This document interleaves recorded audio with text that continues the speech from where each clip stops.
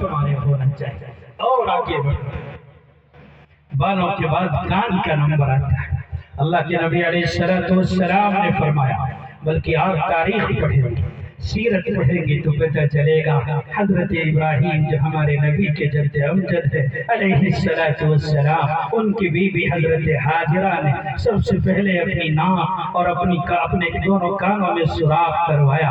اللہ کو پسند آیا، اسے عورتوں کا شعار کہا گیا، اسے عورتوں کا حسن پوشیدہ ہے۔ کہا گیا عورت اگر ہے تو اپنے کانوں میں سوراخ کرا لیا کرے، اپنی ناک میں سوراخ کرا لیا کرے، کرا کر کے زیور پہنے، کیونکہ عورتوں کے لیے زیور اچھا لگتا ہے۔ لیکن ہوا یہ کہ ہماری قوم کے ان لڑکوں نے جنہیں اللہ نے مرد بنایا تھا، اللہ تعالیٰ نے جنہیں مرد کا بچہ بنا کر کے، انسان کا بچہ بنا کر کے پیدا کیا تھا، اور پیغمبر نے جنہیں سمجھایا تھا، بتایا تھا کہ جو لوگ مرد ہو کر کے عورتوں کی مشابہت اختیار کرے تو وہ ملعون ہے۔ لعن اللہ کے نبی علیہ السلام نے لعنت فرمائی کس کو؟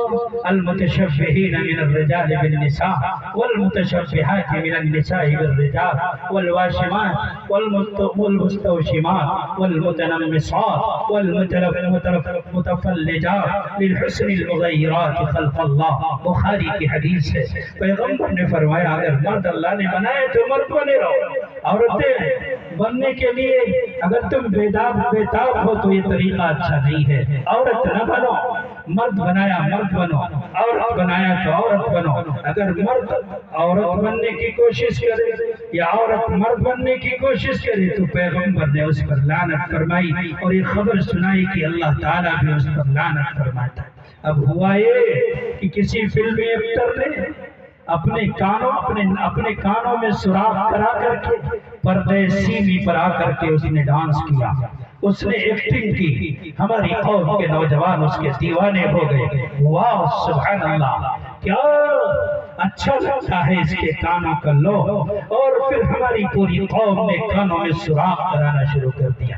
مسجد کی صفوں میں بھی کانوں میں سوراخ کرانے والے آپ کو مل جائیں گے، آپ کی گلی کوچوں میں بھی کانوں میں سوراخ کرانے والے آپ کو مل جائیں گے، آپ کے گاؤں میں، شہر میں، آس پاس وہ مرد آپ کو ملیں گے جن کے کانوں میں سوراخ نظر آئے گا۔ میں غلط تو نہیں کہہ رہا، یہ کون ہے؟ مسلمان ہے، کون ہے؟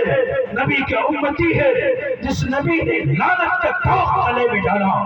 آج اس نبی کی امت اور امت میں سے مرد اپنے کانوں میں سوراخ کرا کر کے بڑے فخر کے ساتھ گھومتا ہے۔ بعض لوگ تو اس لیے کراتے ہیں کوئی بیماری لگ گئی، اس میں اس طریقے علاج کو تلاش کرتے، چلو تمہارا عقیدہ کمزور ہے، لیکن ان لوگوں نے فلمی ایکٹروں کو اپنا مسیحا مانا، اپنا خدا پیغمبر مانا۔ کل قیامت کے میدان میں اگر ایسا ہو گیا کہ رب نے کہا وہ فلاں اور فلاں ابن فلاں، دیکھو یہ ایکٹر کھڑا ہے، یہ کرکٹر کھڑا ہے، یہ ماسٹر کھڑا ہے، یہ منسٹر کھڑا ہے، یہ فلاں کھڑا ہے، اس نے رب کی نافرمانی زمین پر کی تھی، گناہوں سے زمین کو کاٹ دیا تھا، تم نے اسے اپنا آئیڈیل بنایا، جہنم میں جانے کا اعلان ہے ان کے لیے، تم بھی آ جاؤ ان کے جھنڈے تلے تلے، جیسے یہ جہنمی ویسے تم بھی جہنمی۔ اس وقت جواب کیا ہوگا آپ نے سوچا؟ اللہ ہمیں صحیح سمجھ عطا فرمائے۔ اور آگے بڑھتے ہم سمجھاتے رہے کہ داڑھی نبی کی سنت ہے، آپ نے کہا کہ یہ 1400 سال پہلے پرانا طریقہ ہو گیا، اب اس طریقے پر چلیں گے تو لوگ ہنسیں گے، باتیں بنائیں گے، لڑکیاں رشتہ قبول نہیں کریں گی، شادی نہیں ہوگی، کنوارے بن جائیں گے، داڑھی سنت نہیں ہے، داڑھی کلچر ہے، اور جانے کیا کیا باتیں بنائیں۔